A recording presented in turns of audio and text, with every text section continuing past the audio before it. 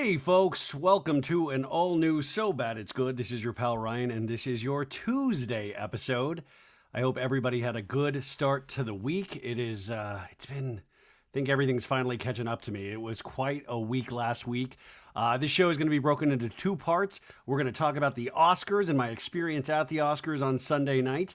And then we will have Abby Lee Miller from Dance Moms fame. She has a new show that you can see online right now. It just premiered this past Thursday, but this was a delightful conversation. If you want to skip to that now, there's a timestamp for that. But until then, we are going to talk about the 97th annual Oscars. I'll talk about my experience and my overall review of the show. If you have not watched the Oscars yet, spoiler alert, spoilers are coming. I'm going to tell you everybody who won. It was truly an amazing experience. I got to do this through Betches, and I was part of the press. And I have to tell you, I mean, I've told you guys this many times. Before I loved reality shows, I loved movies. As a kid, movies, and they still are. I mean, they just provide so much magic for me and to me, and the stories that you get to watch.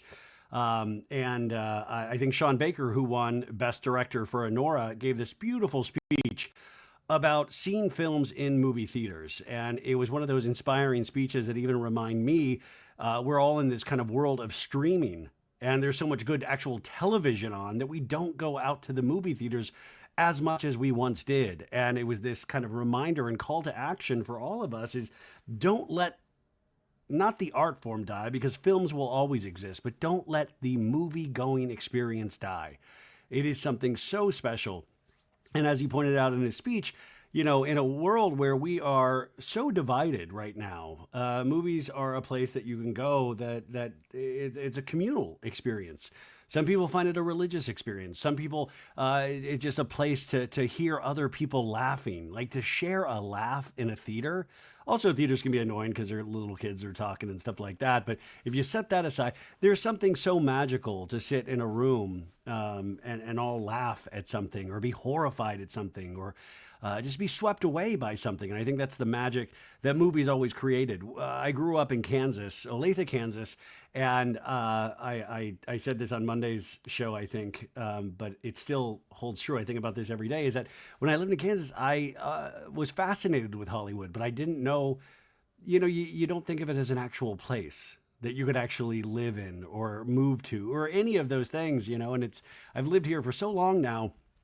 And the Academy Awards always meant such a great deal to me as a little kid. It was just a night of magic, of seeing these stars and learning the history of films, and not just the people in the films, but the people that work on the films, which are just as, if not more important than the people that we see on the screen. And so the Academy Award has always been so prestigious in my eyes. And on top of it, I just geek out about hosting. As a kid, when I was a kid, it was like Billy Crystal was the big host. And I did that thing that Billy Crystal talked about in one of his Academy Awards, where he said he used to take a toothbrush and practice in front of the mirror in his bathroom. And I used to do the same thing just because of Billy Crystal. But the Oscars have so many amazing moments, also so many boring moments. That's like all award shows. But I love that there's a time every year that you can honor these films. Or there's a list of films that you will then have to go and find and see to celebrate and to, in your head, think, what is best sound design? Who does deserve best sound design? Who deserves best production design? Who did the person that you won, that you wanted to won? I mean, and like we say, art is so subjective. To say best actor, best actress, it's sort of ridiculous, because each performance is different. Some are more showy, some are more inwards. It's very different than reality television, and I like that. I like that it's very different. And there's always just new, amazing ideas that are being brought forth to the screen. I mean, Anora, which won Best Film, only cost $6 million to make. $6 million. Whereas like a Christopher Nolan film, I think Oppenheimer, what was that, like $60-70 million? And that was on the low end for a film of that scale. I mean, Avatar cost something like $500 million for like the sequel. I mean, it makes also over like $2 billion. So it's a worthy investment. But you know what I'm saying? that it doesn't take everything. And last night was also not a call to action in terms of going to the movies and continuing to have that movie going experience, but also independent film. Anora, for the most part, is an independent film. And in a lot of ways, independent film is kind of being chipped away and destroyed because it is so hard to make a movie for a certain budget and get it out there. Get it out into actual theaters. And especially because of streaming, is that most people will just sell to a streamer. And then it can get lost there. You know how many great things are on Netflix, Hulu, Peacock, like there's so much of it that we don't. That's why shows like this, they sometimes can make a difference because it can tell you what's out there. Oh, this is interesting. Have you checked this out? This is interesting. Have you checked that out? There is so much right now. So I like these where it says, this is the work that we think that you should know about. So, it was press. I was press. And so this week it was great. Like, you had to go pick up your press badge. I'm not allowed to show this to people, but this is my press badge. I'm holding it up. I'm covering it with my hands. But they were very, you had rules. You had to turn your press badge around so that you couldn't see the front, which they take a picture of your face. They have your name, your outlet that you're working for. And they say people try to make copies of these, so you have to keep them protected at all times. But you have to go through this whole thing. You show up at the hotel right attached to the Dolby Theater, and that even was exciting. I mean, the whole thing was just exciting for me, just to be there, to watch the red carpet get rolled out and then put plastic over it. And then on Saturday when I went back, because I was allowed with my badge to go back, and I was trying to get footage, and I have some really cool camera footage of the red carpet and them constructing this. And you watch it all the time at home, because I don't just watch the show. I watch the pre-show and I watch the post-show, and you get to you're like, wow. And when you're watching on TV or when you're a kid, it all just seems so big and unreal. And then you realize it's a real place, that real, but also that it's obtainable. And I don't mean getting nominated for a movie. No, my dream was just to be there. My dream was just to be there. And also my dream was to be there in the role that I was there for. Now, I thought, I was told, and Betches, I think this is the first time that they were given access in this way. But I knew that it was we weren't going to get a press spot on the red carpet. I was going to be in the press room. Now, there might have been some red carpet opportunities that unfortunately didn't come to fruition, but I was still able to go down to the red carpet throughout the week. And then on Sunday, Sunday was a big deal. I went and got my suit. I got a spray tan. I mean, we really tried to make sure.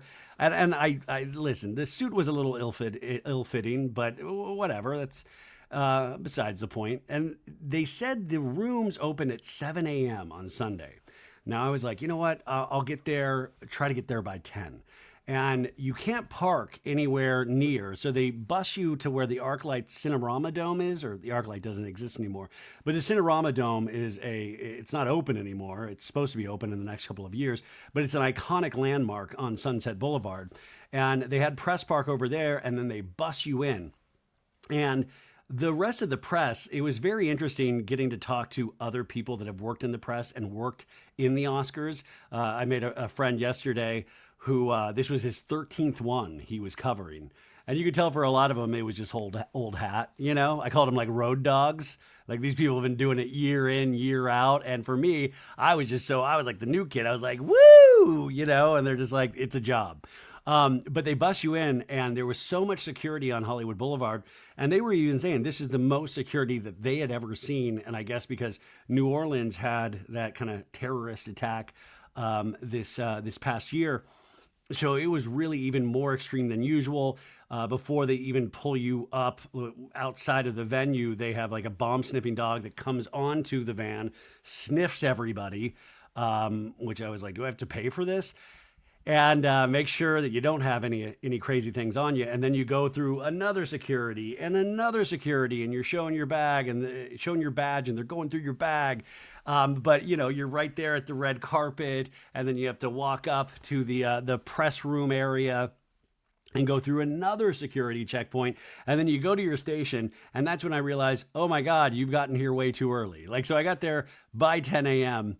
And I think I was one of the first to arrive. But you have your little, they have like a thing they put up in the back where it has your outlet and where you're sitting. And they said some people don't even get a place to sit, some press. So I thought maybe I wouldn't even get a place to sit, but I did. And it was great. Like you realize also this isn't just American press. This is worldwide press. I was sitting across from somebody from Israel, somebody from China, and I thought that was so cool too. That the whole world is watching this.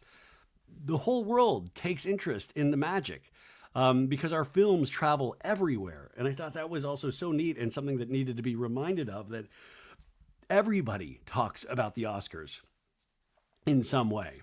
This tradition that we do every year.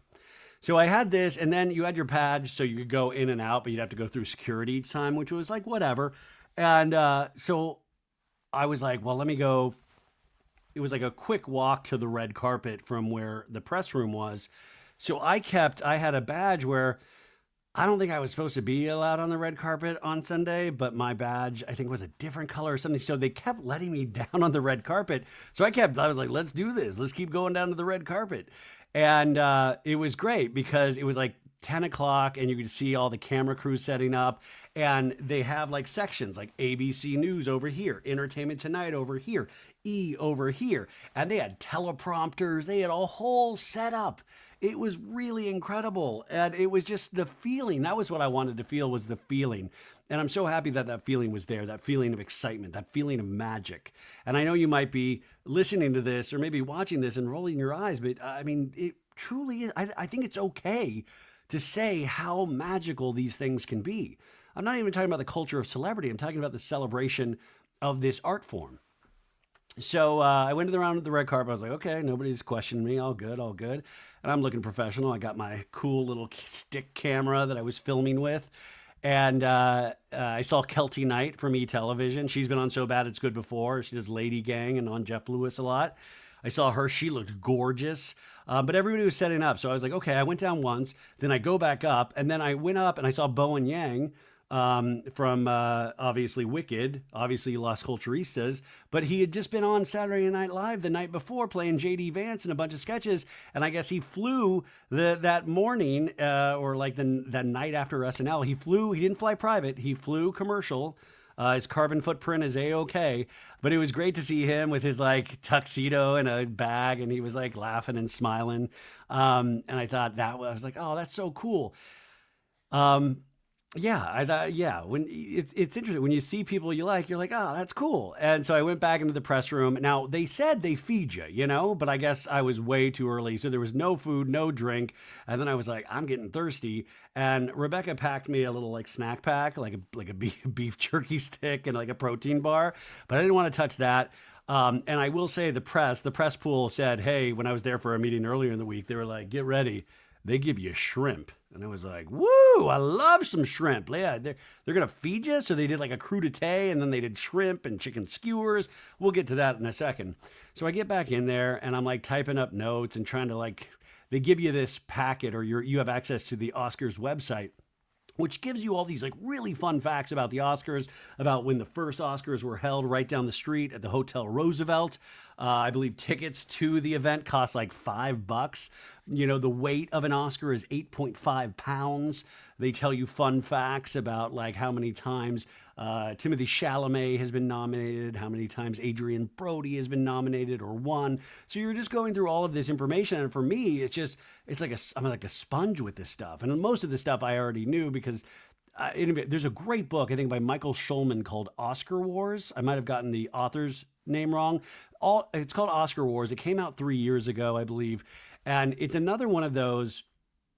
It's an exhaustive history about the Oscars. And I thought it was amazing. I listened to the audiobook, but it was another one of that. There was a period of time when mom was sick.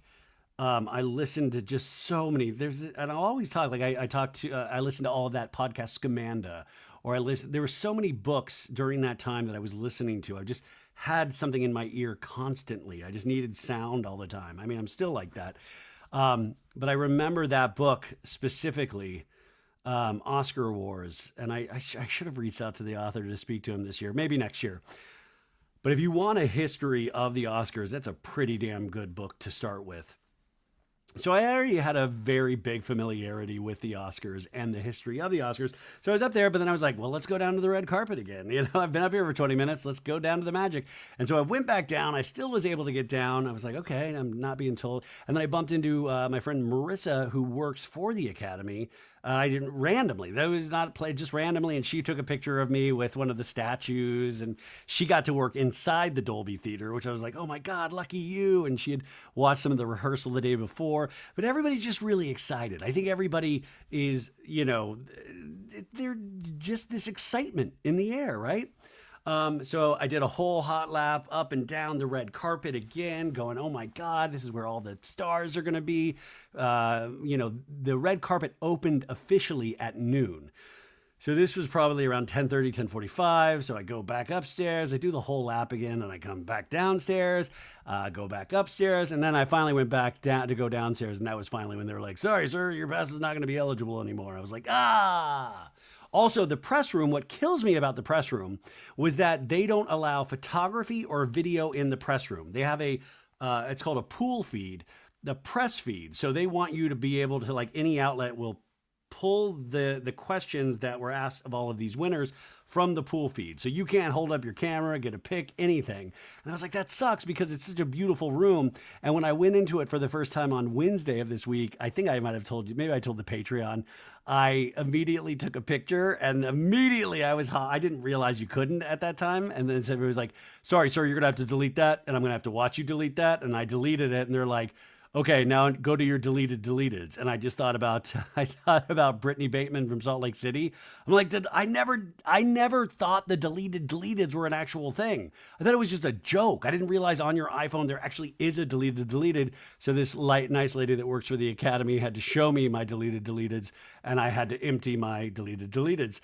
And it sucks because that's like where I was for 10 hours, and I don't get to show any of you guys my little workspace or any of the friends I made, or I don't know. So what happens is the winners come in after they win, or some of them held longer, at the end. After the ceremony, I was there for 2 hours after the ceremony, because they would all the big actors came in after the awards to talk to the press. Now, the press pool is also interesting because you only get to ask 3 to 5 questions, and that's not per outlet. That's the entire group. And we're talking about there's got to be 150 journalists in there, all on these tables with their little computers and workstations out. They gave preferential treatment to the people that paid to use AT&T Wi-Fi.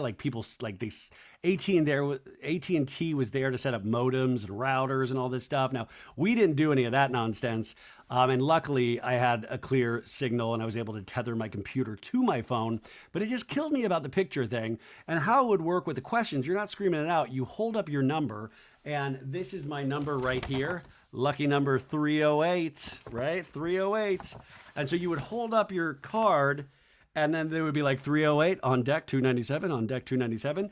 And that's great, but then there's only 3 to 5 questions taken. Some people only took 2 questions, and so it sucked. So it's I had questions for everybody, and I didn't get to ask them, But it was very cool just to see these winners come off. Kieran Culkin, especially after he won, you could just tell he was in there immediately after he won, and you could just tell he even said it. He was like, I am having an out of body experience right now.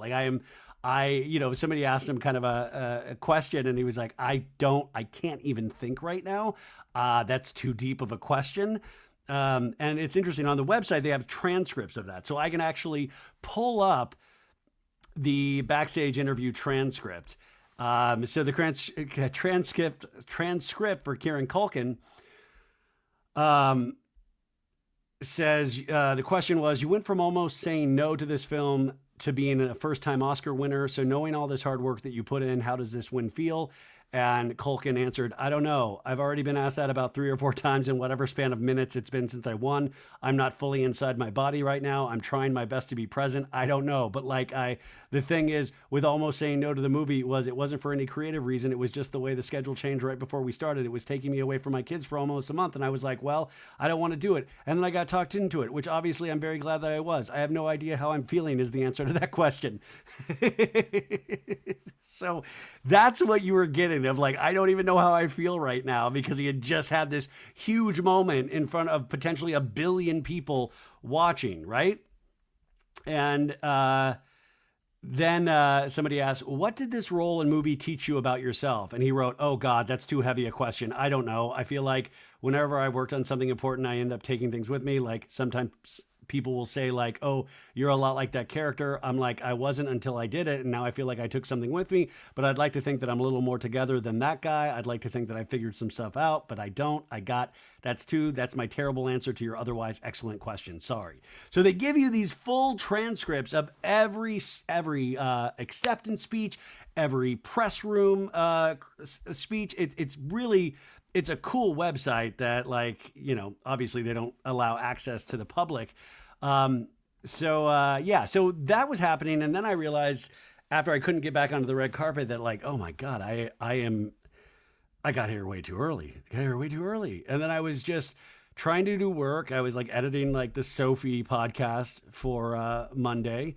I think I texted with Maritza and Sandra. I try to stay off my phone and try to be present, but I did scroll a lot. I was trying to post some things on Instagram with like fun Oscar facts. And I was asking Betches like, hey, do you guys need me to do anything? What do you need? And it's hard because without that red carpet thing, but the red carpet was for like major outlets. Like it was like I said, ABC, NBC, Entertainment Tonight, Access Hollywood, those outlets. So unfortunately, in my dream of like, hey, it's Ryan from Betches Media, that, you had the big influencers, the big thing. And that's why I always say with this podcast, and it so helps for you guys to listen or to watch or to even tell your friends about this and just slowly grow, because hopefully by the time I'm 75, I will be one of the biggest influencers out there. I will be one of the biggest influencers out there, and they will be begging me to be on that red carpet. But I do realize the more I do these things that I can do these things. And I think for me, that's one of the big things too, is just having that confidence in yourself or trying to believe in yourself, which has always been this hard thing for me in particular. And some people think I put that on, or I've heard that before. And I'm like, oh God, I wish, man, if this lack of self-confidence was an act, oh my God, how amazing that would be. But the more I do this, the more I realize I can do this. And I know that might sound weird to you, but it's a big thing for me to realize that. So it was great talking to all the rest of the press people. And it was funny, the gentleman from, I forgot what, I think it was some outlet for Israel or something, but he knew me because he said, oh, I've listened to you a couple of times. He goes, I mainly listen to Crappens. And I was like, isn't that what everybody does? Like, like everybody, I said, they are amazing. We were talking about Crappens for a while, but I like that he was like, I listen to you sometimes. And I was like, that's all I need, just sometimes. And I think he heard me on Sheena's podcast. So we were talking Bravo for a while, but this was his 13th one. He was such a nice guy. And the other, like just talking to the press people or like overhearing press people or talking to them, you realize like moments like the Will Smith slap when he smacked the shit out of Chris Rock, which by the way, I watched that clip again yesterday. And I forgot how bizarre and fucking utterly violent it really was. And then him sitting down and keep my wife's name out of your fucking mouth. And just how intense that moment was. And it happened at the beginning of the night, before Will Smith won the Best Actor for King Richard. So this happened, and then the whole ceremony happened. But the press were still talking about that moment. And you can tell that, some of these press have seen so many Oscars that it gets kind of like by rote. It's a little boring for them. And so moments like that, you can tell, or like when the Best Picture Oscar was given to La La Land and it turned out to be wrong and it was actually Moonlight. And that was a huge night for the press. So you see those moments, it was something different, something left of center. And that's, so you're looking for those, like Anora, people, like the press room audibly gasped when Anora won Best Picture, I think. It was Best Picture or maybe it was Best Director. I think people were expecting The Brutalist. And somebody was on stage, I think it was the cinematographer that won. Cinematographer for The Brutalist, he was on stage in the press room, and what would happen, you guys, is that they had screens everywhere in the press room and live sound of the Oscars. And we got to see, I think there was like a 30-second delay or a minute delay from what we saw to what you guys saw. So I was able to ruin Rebecca's night and tell her everybody who won before they won. But it was like a very small time delay. But they would play it in the full sound. And then when a winner would come in, they would turn some of the screens off, some of the screens still going, but the sound would go off. So they gave you these radios and you would have like a little earpiece in if you wanted to still listen to the show while the people on stage, the winners were talking to the press. So you would still be able to listen. So it was weird when, when the cinematographer's in there, everybody's like still like hearing the ceremony. And when they announced, Nora won, everybody's like, oh, and the cinematographer was like, what happened? What did I say? I don't know. Hey, it's a little bit of press humor that I thought was pretty funny that I'm imparting to you guys. So we're there. Let me see. Here are my notes. I saw Drew Afuala. How do I say her name? She's a big influencer. She was doing backstage stuff. She looked really cool. She was in the press room a bunch. Drew Afuala. I don't know. She's huge on TikTok. I know she has a book out there and she has a podcast as well. I didn't have the courage to go say hi to her, but I wish I had. It was cool to see her. Let's see here. Bigger. Oh yeah. So some of the press people were kind of giving me the lay of the land, like telling me things like the shrimp or bigger stars wouldn't come in until the very end. So it would go over the actual ceremony. But you can tell all of these press people, they've known each other for so long. So there was a lot of hugs and like, oh, great to see you again. And oh my God, how was the year? And I kind of I geeked out on that shit. Like these people have been in each other's lives. They're like, oh, are you going to cover the Righteous Gemstones party on Tuesday? Like they've done this for so long. They've just been doing press for all of these events in Hollywood forever. And I thought that was really, I geeked out on shit like that. Yeah, I said, I met people from Mexico, Israel, China, Japan, and then they asked where I was from, and I said Kansas, and that got a big laugh from some press people. They're like, "This kid from Kansas? I'm from Mexico. What are you talking about?" The show, so then crudité, that was a big thing. When the food gets laid out, it was a nice spread. We're talking cheeses, we're talking charcuterie, nice pretzel bread, nice breads. And that was like around, I don't know, like 1:32. And then at like 3, babe, we're talking shrimp. The shrimp comes out. And we're talking not tiny shrimp, we're talking big shrimp, guys, huge. Shockingly, I wish I could have gotten a picture of this shrimp for you guys. So I was like in heaven, shrimp, skewers, empanadas, pasta, like all different types of subs. They had like Diet Coke and coffee and water. Oh, it was great. They had a dessert station. So that was cool, but I didn't want to eat too much because I didn't want to get the shits. I'll just be honest with you. I have tummy issues. And the night before, I was so nervous. Not nervous. I was just like, it had been a long week of podcasting, which sounds so silly when you say that out loud.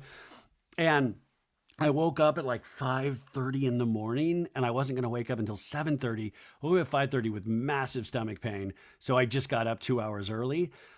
So I knew, I was like, just don't eat anything crazy. But then like shrimp, I ate some shrimp. So this is a great recap. So the show itself, what did you guys think? So I already am biased because I was there. So to me, it was just magical because it was the first time I was there. And you're hearing all of these things, you're kind of seeing some backstage stuff. And Nick Offerman, who was the voice, Nick Offerman, of course, you know him best probably from Parks and Recreation, has this amazing voice and just so damn funny. He was the voice of the Oscars that you heard. And I think he did a couple bits with Conan throughout the night. But he was talking to the audience before we went live, or they went live on ABC. And he was warning people. He said, hey, do not, make sure you get consent before you hug or kiss anyone on stage. Because in 2002, when Adrian Brody won for The Pianist, Best Actor, he kissed Halle Berry, right? And it's a different time now than it was in 2002. So I think it was a joke, and he made a underhanded joke about Kevin Spacey, and then somehow made a joke about how Hawkeye from the Avengers isn't a real superhero, which I agree with. But the audience was loving that. Like Nick Offerman was so funny. You could tell it was like a loose vibe, a loose atmosphere. And so they showed us the ABC red carpet stuff, but I also had my computer, so I also had it on E, watching their red carpet coverage. So there was just a lot of media happening, and you should have seen some of these press setups. They had like, some people had like TVs on top of TVs, and I'm here with my little computer tethered to my phone. But I don't know, there was something really cool about that experience. They also had Academy librarians on the back of the press room. So if you had any question about the show or past shows, you could go up and they would give you information. So if you say, you're like, could you give me the transcript from last year's monologue from Jimmy Kimmel hosting? They would present you with that information. So that was like a really neat service that they offered. They also gave you an Academy program, which I have, and Rebecca made me already put it away because she didn't want me to mess it up, because I have a tendency to get things dirty and mess it up. So that has been hidden for me somewhere. But it was really cool to get that. I was like, nice, souvenir, merch. All right, free merch. And then you realize the show starts, and I was like trying to take notes and be professional, even though I was like, okay, yeah, let's take some notes. And the ceremony starts, and they started at 4 p.m., which is an hour earlier than normal. And we also knew that there were going to be tributes because Los Angeles obviously had these devastating fires at the beginning of January that everybody here in Los Angeles is still dealing with. And that is another thing that I wanted to remind people of. Life is moving so quickly, and there are so many things in this world that are topsy-turvy right now. In particular, is that so many people still in very specific areas have lost everything, and they wanted to honor those people. And there's a lot of rebuilding efforts that will be happening over these next 5 years. And and Los Angeles is really the place where film started, or where film, came to be what it is today. And we have so much runaway production, which means production going to film in Canada, or like all of these other places that will give studios and feature films tax breaks. And that's why we're trying to get production back to Los Angeles. So it's a really weird time in the film industry. So you opened up the show with like this kind of beautiful Los Angeles montage from a bunch of different films, from like La La Land to what are some of the other films coming to mind? And then, of course, we had a medley from Cynthia Erivo and Ariana Grande. They started the show with, of course, we had Ariana doing Somewhere Over the Rainbow, which this was sung live, you guys. This was not taped. This was live. So Somewhere Over the Rainbow. And then you had Cynthia singing a song from The Wiz, which was done, Quincy Jones, who was honored last night as well. And then they did Defying Gravity, which it gave you chills. And this, to me, was the best gift that they could have given Wicked, because Wicked won a lot of production awards, but in terms of the acting awards, they came up empty. And John Chu, the director, wasn't even nominated, right? It got a Best Picture nomination, but not a Best Director nomination. And I think they did it the greatest service of all time to have them open the show, because I think Oscar voters saw like, this is their power. They are doing this live. Now, do I think Wicked should have won acting awards? I am in a minority that I don't believe they should have. I do believe the sequel for this, or the second part of Wicked, I hear it's even better for Cynthia Erivo. So who knows what the future holds? But moments like that, it's free advertising. The Oscar race for 2026 started last night, and they already got great placement for those Oscars. It's going to be in people's heads. They're going to think back to this performance. Now, the Oscar producers wanted that performance. They didn't tell us until this past week to confirm that performance, even though it was rumored, as Meredith Marks would say. But we kind of knew that it was coming, but it finally got confirmed, and they knocked. Imagine being able to have either of those voices, the power to have the see. I can't even attempt to imitate it in any sort of way. Like what Cynthia Erivo and Ariana Grande are able to do with their instruments is truly insane. And when you're that talented, you're kind of bulletproof in a lot of ways. But I will say, a lot of people were so disappointed that Wicked didn't get those wins, and I get it. Wicked is the one of the only films that actually made tons of money. That's the other thing, is that movies don't just play in coastal territories. It's not just Los Angeles and New York and all that. It's everywhere. It's middle America. I grew up in Kansas. I'd go to a movie theater at Olathe Landing or Metcalf Mall, and they played everywhere, right? Wicked is a film that traveled. Wicked is a film that played across the U.S. that people actually went and saw. I bet most of you out there listening to this have still not seen Anora, will never see The Brutalist. And so you're wanting the movie that you saw because Wicked people saw.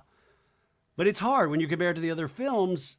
I've seen all the films, and to me, I was like, yeah, I mean, it's also just genre. The genre, it's like hard. Like some people just don't like musicals.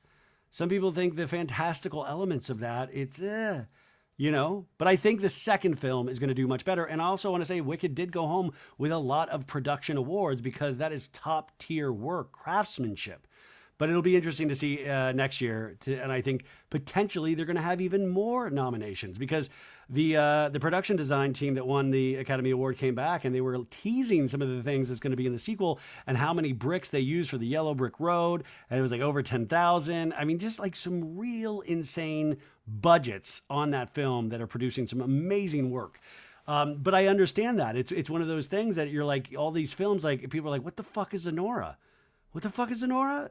It's hard. Like not a lot of people have seen the movies that actually won these awards. And so, that was why the year that Titanic was nominated a bunch, it was also the same year as Good Will Hunting. Good Will Hunting, even though it was Miramax, was still almost considered an independent film in some circles. Gus Van Sant directed that. James Cameron, Titanic, so you had this great blend of like the number one movie of all time at that time. People were like tuning in just to see fucking Titanic shit. But you also had Good Will Hunting. You had Jackie Brown with Tarantino. You had all of these films that like people were going to the movies more and trying out new things and new genres. Tarantino kind of exploded independent film, even though it had existed for a long time. But Pulp Fiction was one of the first films that people were like, okay, like it made money. So it's hard. Art and commerce, they always don't get along properly. And so when you get that film that people see a lot, but also gets awards, that's really uncommon. You can get them nominated, but it's hard to get them over that finish line to get a win. But you opened the show with that, and then we got to Conan O'Brien. And Conan O'Brien did a great bit making fun of The Substance at the beginning, which, by the way, a lot of you guys probably haven't even seen The Substance yet. But he did a great filmed bit of crawling out of Demi Moore's back, losing his shoe, having to go back in. But it was a classic Conan O'Brien wacky bit that also made fun of the movie. And I thought that was great. And then he welcomed us to the 97th Academy Awards. It's Hollywood's biggest night, but it starts at 4 p.m. in the afternoon, which I thought was a nice little funny. Yeah, it's like Hollywood's biggest night. We're there at 4 in the afternoon. And he's like, yeah, everyone just had brunch. I don't understand it, but it's the Oscars. And I say, let's do this thing. You ready to go? I'm walking to, she's like, what did he say? He goes, I have control of this stage. A complete unknown, a real pain, Nosferatu. These are just some of the names I was called on the red carpet. I think two were fair. We're here to celebrate the movie industry. What a year for the movie industry. Netflix leads all studios with an impressive 18, count them, 18 price increases. Yes, and I think they can beat that next year, which I thought was a great two-bagger joke where it was great because it pointed out that Netflix is a streamer that is sometimes releasing their films in theaters, but most of the time it'll just be on Netflix, and these are eligibles for Oscars because it'll be in one theater for 1 week, and then it makes it eligible for Oscars. And Netflix has that money to really do a good Oscar campaign. But also the fact that Netflix just keeps raising their prices, which all the streamers keep doing. He had a great joke about Wicked. He said, it's a perfect movie for anyone who's ever finished watching The Wizard of Oz and thought, sure, but where did all the minor characters go to college? That's the story. I thought that was great. We had jokes about The Brutalist, Conclave, which Conclave is streaming on Peacock. I recommend it. But also Conclave is another movie where the screenwriter who won the Academy Award was backstage and talking about the importance of people seeing this film on the big screen. I saw it on Peacock. I didn't see it on the big screen. It's really hard. The theatrical window of when it's in theaters have shrinked. Some theatrical windows now are like 2 weeks before they have a streaming deal. You know, you need a 45 to 90 day theatrical window where they risk it and put it into theaters before they put it into our homes. We need to train people to see films again. We also had a great joke about Emilia Perez, which you can stream on Netflix. Now, Carla Sofia Gascon, who is a trans actress, she got into a lot of hot water for tweets that were uncovered that were very hateful in the past. And so a lot of people didn't know if she would even show up. She did show up. And he had a joke saying, Honora, little known fact, Honora uses the F word 479 times. That's 3 more than the record set by Carla Sofia Gascon's publicist. Yeah, you tweeted what? Which was a great joke because it didn't completely destroy Carla Sofia Gascon. It put it on the publicist, but also acknowledged that this was out there, that this happened. And he said, Carla, if you are going to tweet about the Oscars, remember my name is Jimmy Kimmel. That was great. He talked about AI. Talked about Timothée Chalamet. I don't know. Also James Bond was not nominated because there is no new James Bond film, yet we honored James Bond last night. This ceremony was close to 4 hours long, and there was a huge James Bond piece where Doja Cat, Ray, and was it Jenny from Blackpink sang classic Bond songs. How are you going to have Ray sing an Adele Bond song? No offense to Ray, she's amazing, but like, come on, Adele to Ray, like, and also just it seemed weird in a year that we didn't even have a James Bond film. Amazon just actually now has the rights to 007, which was announced a couple of weeks ago. And Conan did a good bit about Amazon. I don't know, there was the wackiness of Conan O'Brien humor. And you also realize he was a great Oscar host because you realize how much you've grown up with Conan O'Brien, like whether it had been when he took over for David Letterman on NBC, and then when he got The Tonight Show for a couple of months before Jay Leno took it back, and then he pulled and he went to TBS, and then he started the podcast, and he's just been in so many different avenues. Like he had so many different, like he was an SNL writer. He's just like he's in the pantheon of great comedy. Even if you don't love his comedy, he has just been associated with so many amazing, I don't know, I just think he's excellent. And so some bits I thought really didn't hit, and most of them, I thought he had a winning average. He's already been invited back to host next year, so who knows if he will accept. But I thought he did not look nervous. I thought he handled everything really well. There was a good John Lithgow bit of if the speeches run long, we will flash to a disappointed John Lithgow in the audience, and John Lithgow played along. That was great. They showed old actors' headshots like Guy Pearce and Zoe Saldana and Timothée Chalamet, which I knew that was like when they were doing the bit, I was like, they're going to cut to Timothée Chalamet and show a sonogram, which they did. And that was a great bit. And it also showed us that Kylie Jenner was in the front row right next to Timothée Chalamet. Kris Jenner, good job, bud. You did it. You got her in the front row at the Oscars. We didn't get her on the carpet, but we got her in the front row. I think that was pretty amazing.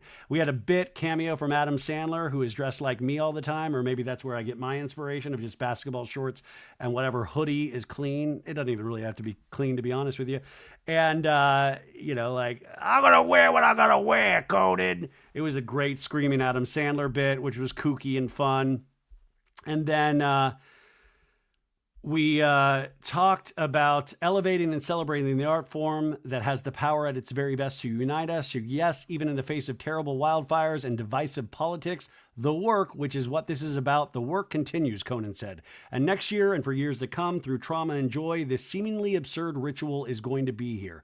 I will not, he says. I'm leaving Hollywood to run a bed and breakfast in Orlando, and I'd like to see you there, but the magic, the madness, the grandeur, and the joy of film worldwide is going to be with us forever. And then he talked about running a tight ship and not going over, and then he was like, did a whole parody song about not wasting time. This, I was so on. I was like, I'm not gonna waste your time tonight. But I did like that they had the sandworm from Dune 2 playing chopsticks on the piano. I thought that was a funny little bit.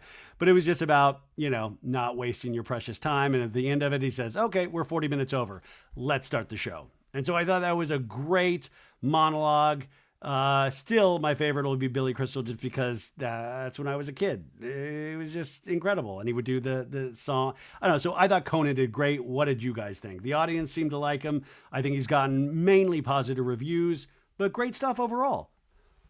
So the first Oscar given out, and they gave us in the press room a list of like what award was going to be given out when, which they hold. The audience doesn't know what award is going to come first, but they usually start with best supporting actor and then actress, but they switched it up a little bit. But best supporting actor they gave out, and it obviously went to Kieran Culkin for A Real Pain, which you can stream on Hulu. I highly recommend this film. It's less than 90 minutes long. I loved it. But he was nominated with Yura Borisov from Anora, Edward Norton, A Complete Unknown, Guy Pearce for The Brutalist, and Jeremy Strong for The Apprentice. And Robert Downey Jr. was presenting this award. And there was a fact about Jeremy Strong that I didn't know, that I loved, was brought up, that Jeremy Strong, when Robert Downey Jr. was nominated for the movie Chaplin in 1993, I believe, if I'm remembering this correctly, that Jeremy Strong camped out to be one of the fans in the bleachers to watch Robert Downey Jr.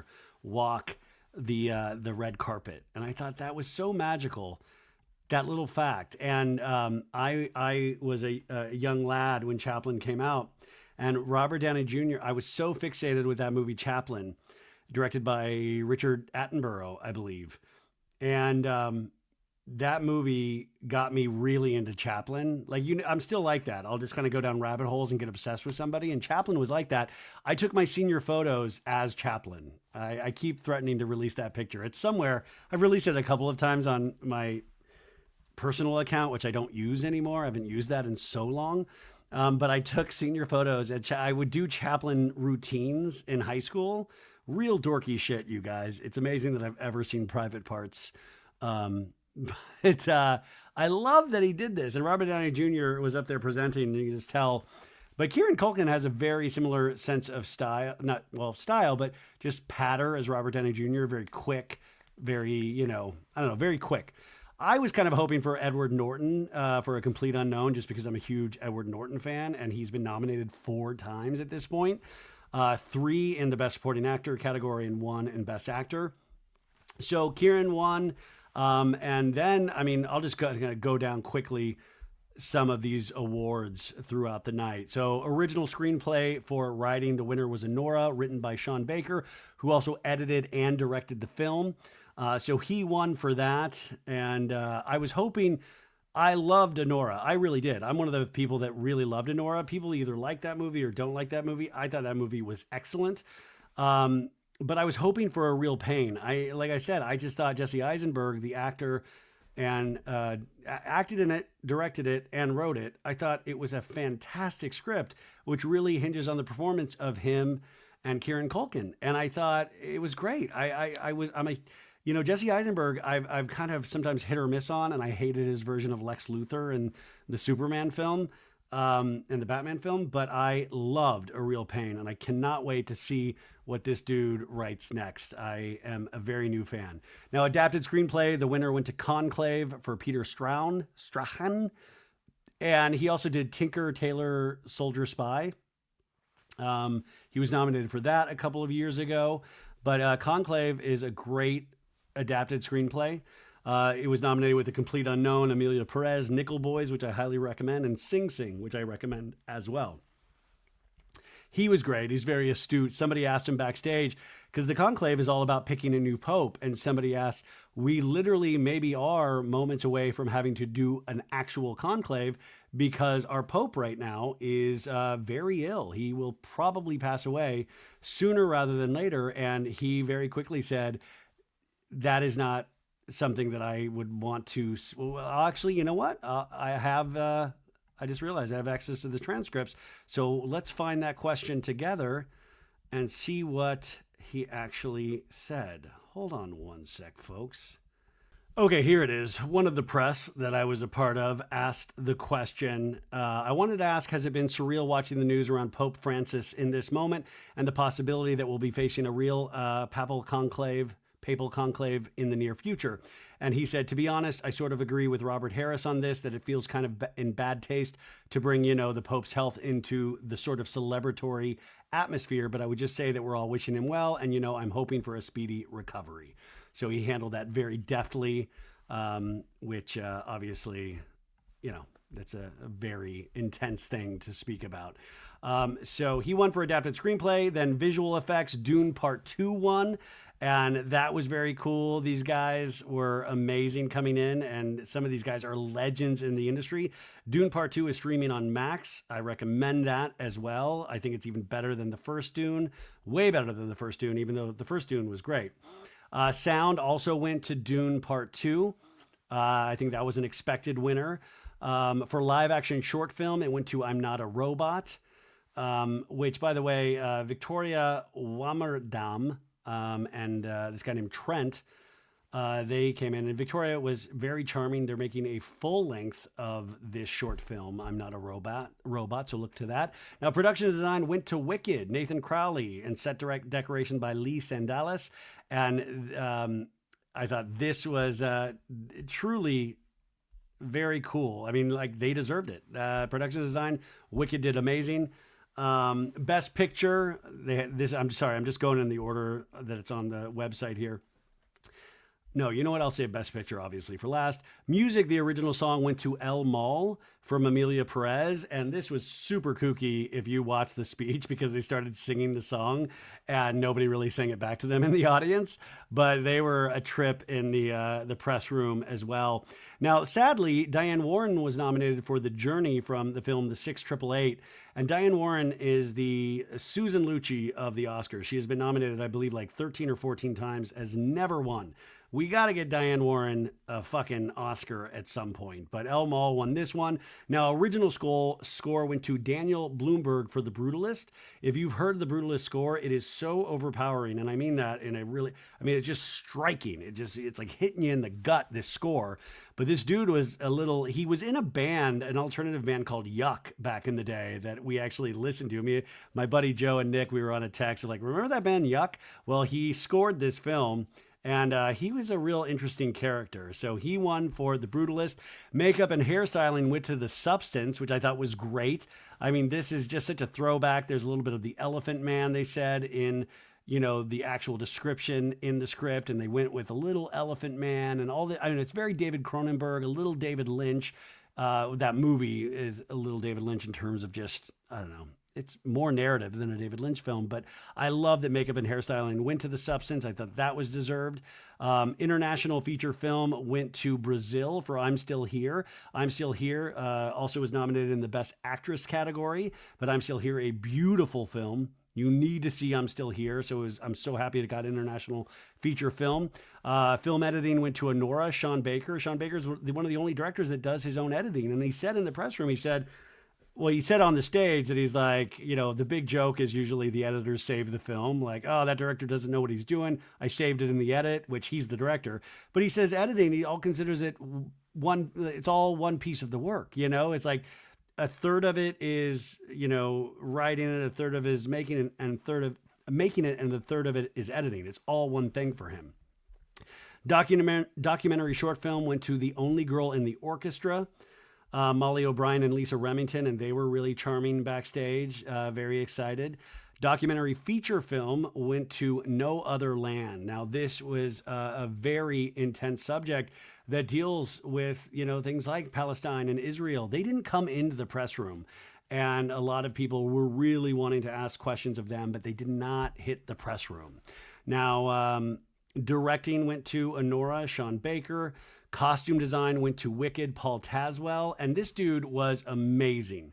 This dude started off in the theater. He was the first black man to win this award, and you could just tell even in the press room how emotional he was. He also talked about things that inspired him, and he said Little Kim as one of the things, and I just thought that was so amazing. But you could just tell what a big night this was for him, and he, Wicked is such a big film, and the scope of that film is huge, and like the scope of the Oscars themselves, that's what I kept saying, is just the scope of it, the scale of this. It's such a big production, just like Wicked. Cinematography went to The Brutalist, Lowell Crawley, and that is a beautifully shot film. And also another film that didn't cost hundreds of millions of dollars to make. So, you know, they were really running and gunning making that. Animated short film went to In the Shadow of the Cypress. Animated feature film went to Flow, which I believe is on what streaming service? Is that Netflix? It's beautiful. You guys need to see Flow. What I found really interesting about this, I'm trying to remember which country these guys are from, but they created this with open source software. So kids out there, you can make things like this. You know, the technology is there, that this is how they made this film is open to the public in terms of the tools that they used. So that's the power of the internet. It's so much bad out there, but so much good too. You can create just amazing things. Actress in a supporting role went to Zoe Saldana. And I have to tell you, she really impressed me in the press room. The way she talked about the character, the film, the way she stood up for certain things, because somebody asked a question that said it was kind of disrespectful to Mexico in a way, that they didn't highlight Mexico, or something about this is a story about Mexico and you potentially didn't do a service to that. And she corrected, she's like, I don't believe this is a story about Mexico. This is a story about 4 women. This could have taken place anywhere. This could have taken place in Palestine. It could have taken place in Israel. So she really defended in a beautiful way, not an angry way, but a beautiful way, and said, I would love to sit down for a conversation over a cup of coffee and actually talk more about this. But I walked away just being so impressed by her. And she's always given great performances, but I think I'm so used to her in Guardians of the Galaxy or Avatar, where you forget what a solid actor she is, and also just what a thoughtful actor she is. I thought, man, there is a lot going on there, and I can't wait to see what she does in the future. Actress in a leading role, this was a real disappointment. Not disappointment. I wanted Mikey Madison because I thought from watching these performances, that's the one that moved me the most. The last scene in that film in the car, I think, is one of the hardest things that an actor has to do, and I thought she did it brilliantly. And the big thing is, obviously, they really pitted Demi Moore and Mikey Madison against each other. And the substance, if you've seen it, really is this kind of, you know, the hot young thing as opposed to an older thing, which is but that's what the substance is kind of about. So there was a substance-esque message here, but it's not really, though, because they're both just amazing. There was one camera shot of Demi Moore looking disappointed that I wish they hadn't shown, but I know that's a money shot. And I just imagine in her head, her feeling like, oh my God.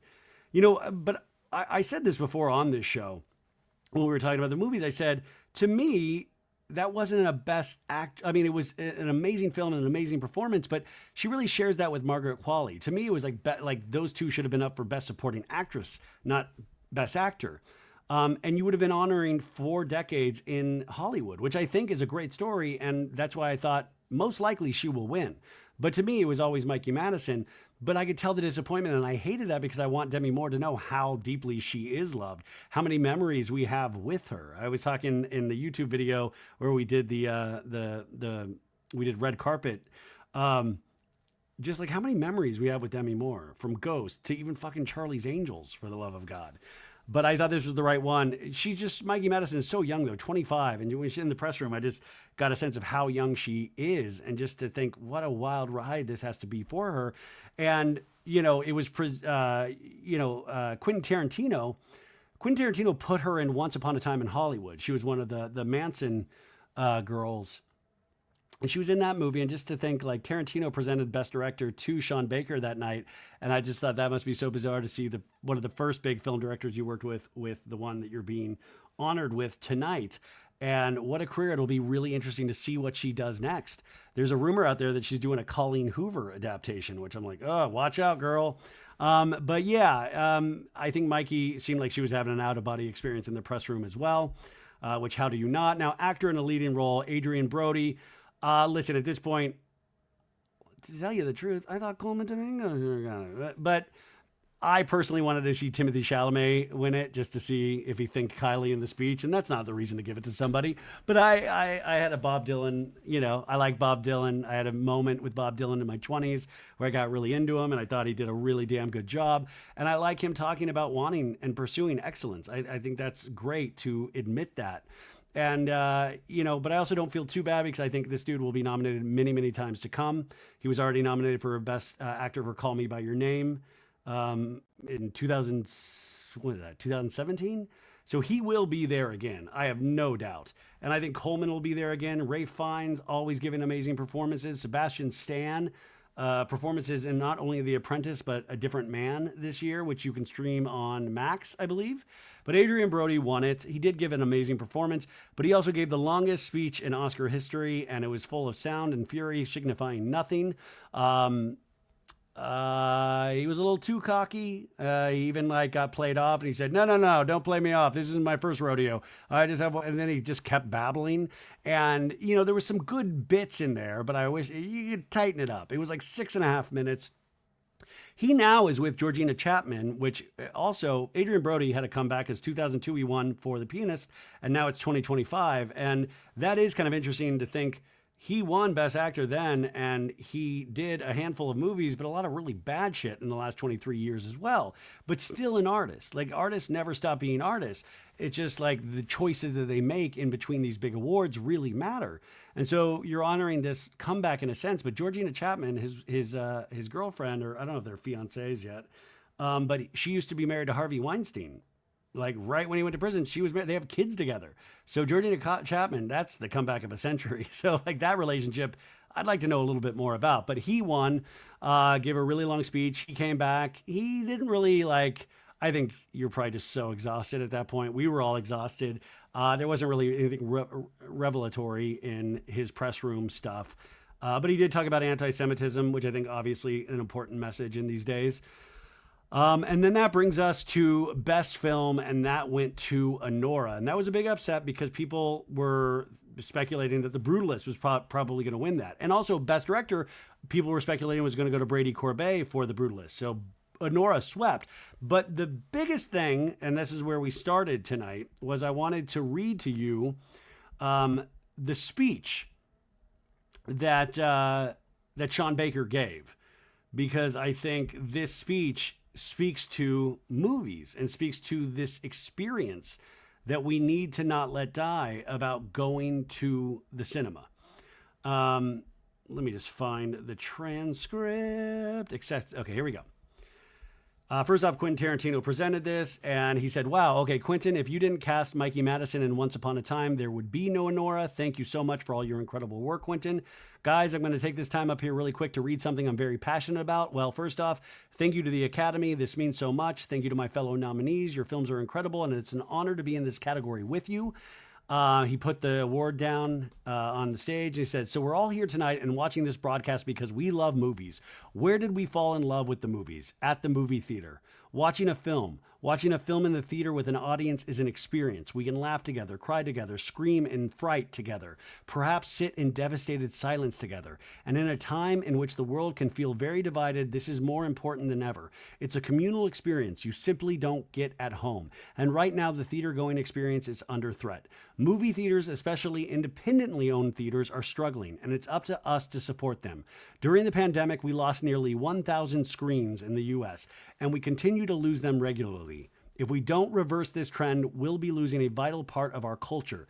This is my battle cry. Filmmakers, keep making films for the big screen. I know I will. Distributors, please focus first and foremost on the theatrical releases of your film. Neon, which distributed this film, did that for me, and I thank you from the bottom of my heart. Parents, introduce your children to feature films in a movie theater, and you'll be molding the next generation of movie lovers and filmmakers. And for all of us, when we can, please watch movies in the theater, and let's keep the great tradition of the movie-going experience alive and well. And one last thing, my mother introduced me to cinema at 5 years old. Today is also her birthday. Happy birthday, Mom. I love you. Thank you for everything. This is for you. And I thought that was such a beautiful speech. Because it spoke to something, and it spoke to a passion and to something, a shared passion for all of us, and something that we forget. And it's something that I just don't want the film going experience to die. It was a rallying cry for me. I texted Rebecca. I was like, we got to go see more films in the theaters. Like, I was so hopped up on this because I loved it. I thought he said it beautifully. And I just thought to all the films my parents took me to as a kid. I remember when we lived in Kansas and my dad had to let us know that we were moving to Arizona because he got a job. And we were all really bummed. And every weekend that month, he let us go to the movie theater and see a movie. And we saw Christmas Vacation 4 times in a row. But I remember that. I remember one of my first disastrous dates of all times was at Francis Ford Coppola's Dracula. I remember being so miserable in that movie.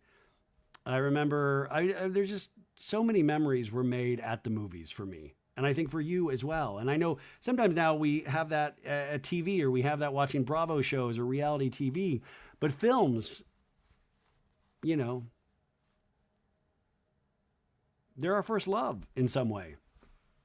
And I don't want that to be lost ever. And we've had a lot of things happen, obviously, with the pandemic. We just got so used to being inside, being insular, being on our phones, on our computers, listening to podcasts, which, yeah, let's not lose the podcast experience either.